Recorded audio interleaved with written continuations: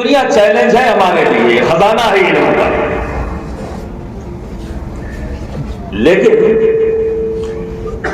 اسی وجود کو فائدہ پہنچاتا ہے، پر اس وجود کے دو جز ہیں، ایک ہے جسم اور ایک ہے روح،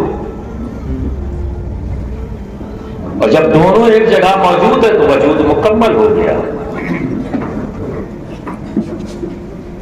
اب اس جسم کی جتنی ضرورتیں ہیں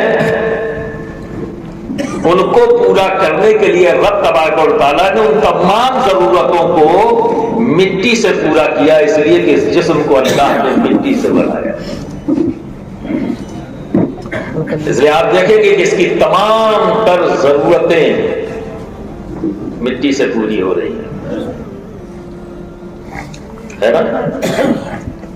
یہ بھی ہمارا ہی ہے، کسی اور کا تو نہیں، اور ہماری ذمہ داری بنتی ہے، جسٹس تو یہی ہے، انصاف تو یہی ہے کہ ہم اس کا خیال رکھیں اور اسے تندرست و توانا بنائیں۔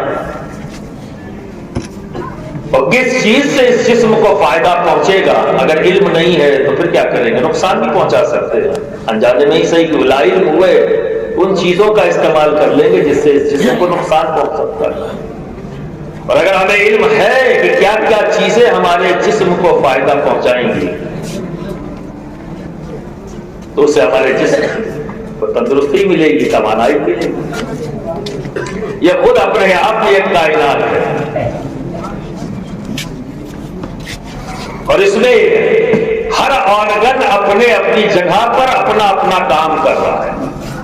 بنایا کس نے؟ رب نے، خالق وہ ہے۔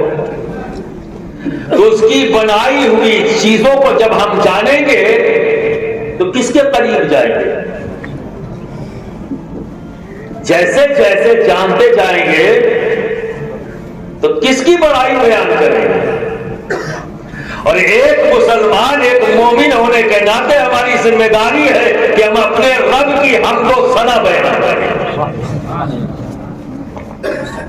کوئی لمحہ خالی نہ ہو جس میں کہ ہم اپنے رب کی حمد و ثنا بیان نہ کریں۔